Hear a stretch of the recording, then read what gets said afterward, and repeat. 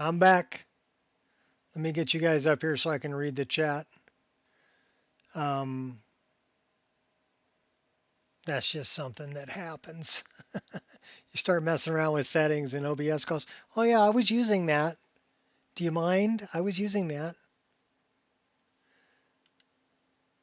So let me do this.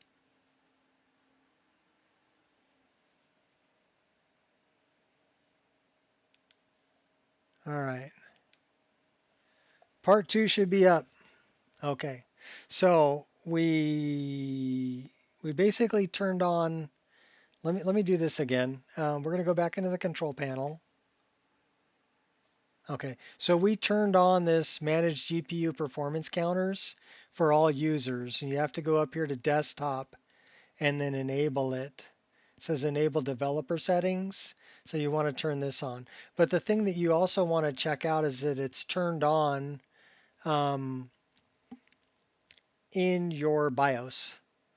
So if you go to help and you go to system information, it will pull up this window. And then if you look for resizable bar, that's this line right here. It's saying resizable bar yes, which means it's turned on in my BIOS, which means I can use it here. Okay? So that's what we're going to do next is I'm actually going to turn that on. So this is a little program called NVIDIA Inspector. And what you can do is I'm doing it globally. So I'm not doing it just by the game, but I'm looking here at iBar and it says it's enabled. iBar options, it says Red Dead Redemption. And then size limit, I have 0006, I think.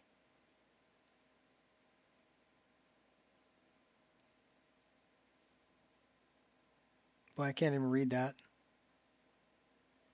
I want this one for Red Dead Redemption. So, and then we want to apply the changes. And then we now have resizable bar on. And what that basically does, yeah, sorry, I came back. What that basically does is resizable bar is information comes from your processor to your graphics card in 256-bit bytes. So it's sending little bytes of information from one to the other. Resizable bar lets all of it get transferred at once, which is a much faster data transfer between the graphics card and CPU. So that's what it'll be, something else that will help. I don't know exactly how much it'll help, but it should help with data transfer between the two. All right, so we've done the driver. The next thing that we want to do, okay, Steam is still running, so that's good. The next thing we want to do is we actually want to do the game engine. Okay, so I'm going to start up this. I'm also going to start up lossless scaling, and I really recommend this to people because it works exceptionally well. You can actually do scaling here. I did this the other day. So I turned the scaling to LS1, and then I changed the resolution of my game to 1080p widescreen, so 2860 by 1080. And then I let this upscale it to 3440 by 1440. So it was doing the upscaling and it was doing the frame generation. So this is the scaling, this is the frame gen. But I'm using a different upscaler. I'm using PureDark's upscaler, which it actually, there's a little bit of shimmer using this scaler. There isn't any shimmer with PureDark's upscaler, but that costs you $5. So it depends on, you know, how bad it bothers you, or if you got $5, you can just throw at somebody um, for a better image quality. So it really depends on what you want to do with that. But what we're going to do next is we're going to open up Beth I and I, and we're going to look at what we have happening in the game settings. Okay. The main thing I can say is you do not want to so this is Beth I and I. We're at 3440 by 1440 resolution. We're on borderless windowed mode. Anti-aliasing is turned off. Okay. The first thing, and I've got 64-bit render targets turned on. I have VSync turned off. Leave VSync off here, whatever you do. The VSync in the game engine sucks. Blows dogs for nickels. Okay, what it'll do is if you drop below 60 frames a second, it'll drop you all the way to 30. There is no intermediate. So use the VSync that's in your driver, which we already set up, right? Or you can use the VSync that's attached to EMB. So what I generally do here is I go apply recommended tweaks, and I'll pick something. Ultra is bragging rights. You don't really need it. Okay? So just put it on high, and you'll be fine. And then I want to go through these things individually. So I'm going to go through environment, and it says, well, my grass density is at 40. I actually want to jack that density up. The higher the number, the less dense. So I'm going to run it at 60 because grass is something that it eats frame rate. You don't have to write down notes. You can just watch the video again. It's going to be on YouTube. You can just watch it again whenever you want. Okay? So I'm actually going to go back here, and because I'm running a frame gen, and because I'm crazy, I'm going to put it on ultra. You don't need ultra though. Okay. So recommended tweaks, environment. We need to run this to 60 or 65 because the higher number, the less density. Okay. The diversity, I have 15 different types of grass and start. So I leave all that pretty much where it is. I want dynamic trees. I want skin trees. Dynamic trees are trees that they'll blow in the wind. So if you turn off disable tree animations, if you turn that on, that's going to save you a little bit of frame rate. If you turn this number down, max skin trees, that will save you a little bit of frame rate. Okay? Because those are trees that are actually rigged, skinned. What do you do with a drunken Bosmer? Well, the drunken Bosmer is going to be running around in about 5 minutes. So I like all the reflections turned on.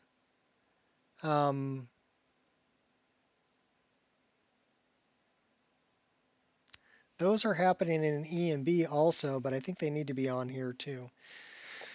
The main thing that I'm worried about here is ambient occlusion. I want to turn that off because ambient occlusion is going to be happening at the EMB level, okay, and in Reshade. So I don't want to spend it. This is one that'll eat a lot of frame rate, ambient occlusion. So turn it off here. So it's turned off in the driver. It's turned off in my game, right?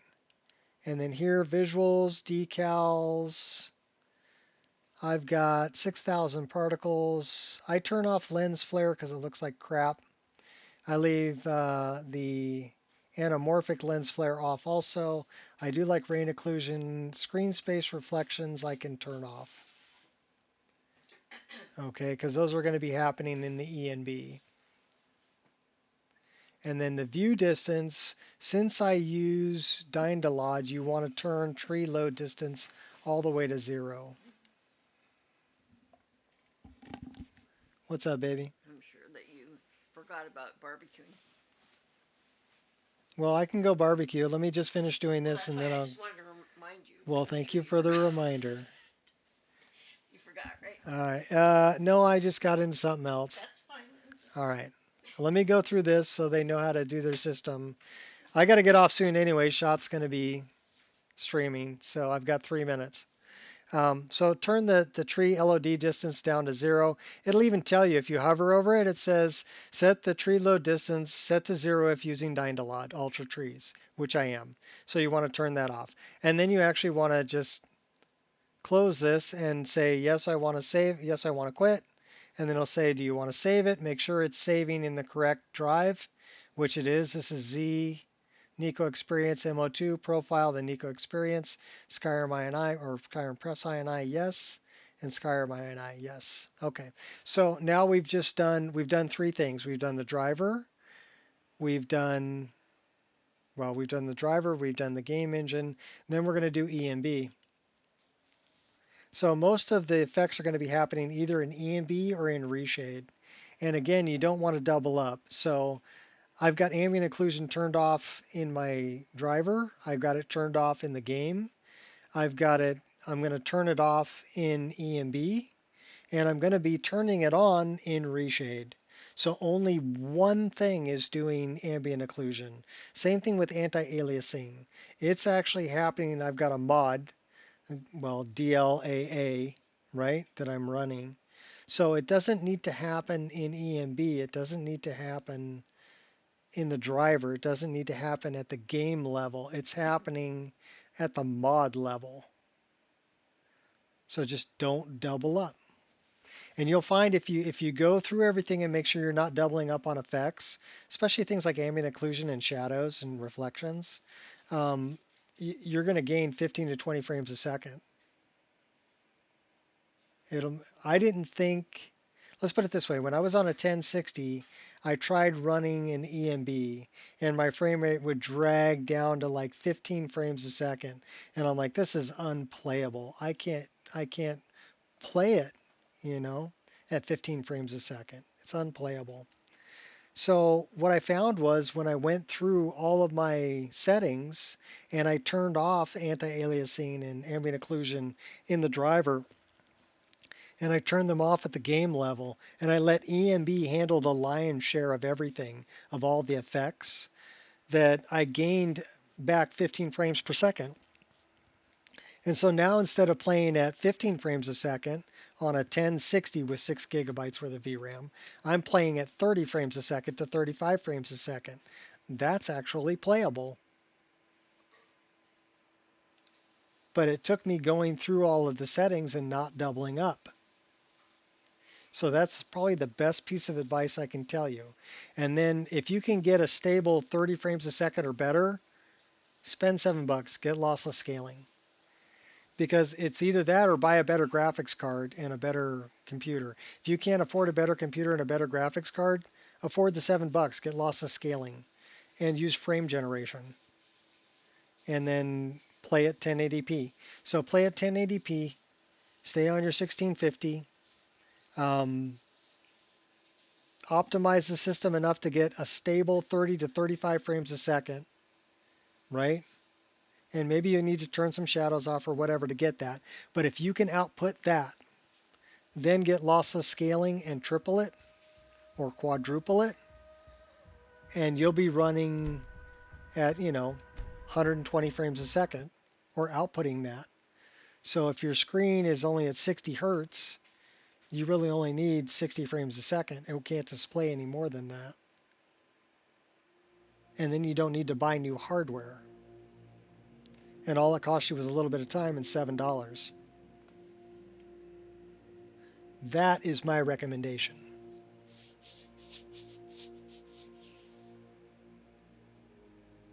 And you don't know. You may even be able to play something like, Lorim or My List or Apostasy or Woundanique or something else, and a heavier list if you're using frame generation. So this is kind of what's happening with the latest 50 series graphics cards, right? Jensen saying, oh yeah, the 50s, 70s getting 4090 performance. Well, not really.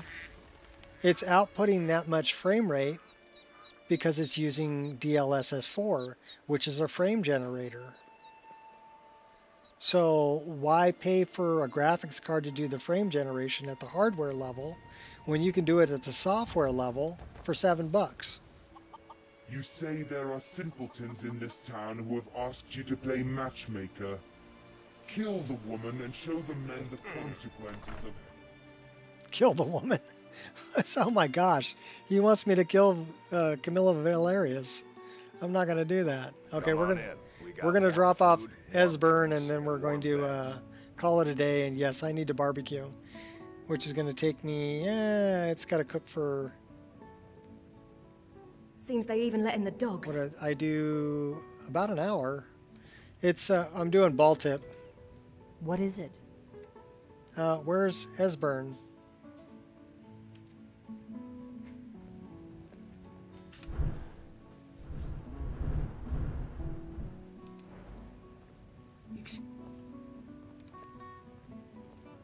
Well, there's Katria. Delphine. There's Aspern. Why, it's good to see you. It's been a long time. All right, It's we're good gonna to see save the you game too, right here. I'm Pascal. gonna go barbecue. It's been too long, old friend. Too long. Yeah, so what I'm cooking is ball tip. Ball tip it's a cut of meat that you generally don't see because it's part of another cut. You have to go to a butcher basically to get it. Well, And you made it safe and sound. Good. it's Come on, I have a place. it's actually very, very tender. It's a Borgnar, very hold good down the piece of bar meat. For a minute, will you? Yeah, And sure. it's a roast about that big. So what I do is I sear the crap out of it on the outside. It's been in marinade for 2 days. So it's well marinated, and then I'll sear the outside, and then I basically move it off the heat and oven bake it, flip it every 15 minutes, 4 times, and cook it for an hour like that. Um, Actually, it's not every 15 minutes, it's every 12 minutes. So it's not really an hour. 12 times so it's 48 minutes. So about 45 minutes to 48 minutes, I'm cooking it and flipping it every 12 minutes after the outside is seared, and it comes out about medium rare. It's freaking juicy and so good. So good. So yeah, that's what I'm eating tonight. So please, everybody, go see the IR stream. There's a link up there that Gears posted. And thank you, everybody, for hanging out. Just looked it up. Looks good. Oh, it is good. The place I get it from is called Kinder's Custom Meats. So if you look up Kinder's Custom Meats, they're a butcher, but they're also a sandwich shop that's local to me. They're in California, and because they're a butcher, they actually, get a cow and butcher it, and they have ball tip. They sell ball tip and tri tip and porterhouse steaks and all of it. They're a butcher. You can get all that stuff there. Thick cut bacon. They got lots of good meat. And they'll do like bacon wrap fillets and things like that. You can buy already wrapped, ready to go. So really good stuff. Really good stuff. Anyhow, again, thanks everybody for stopping by. Hopefully it was informative and you guys had fun. I'll catch you later. Go show Ireshot some love. Peace out.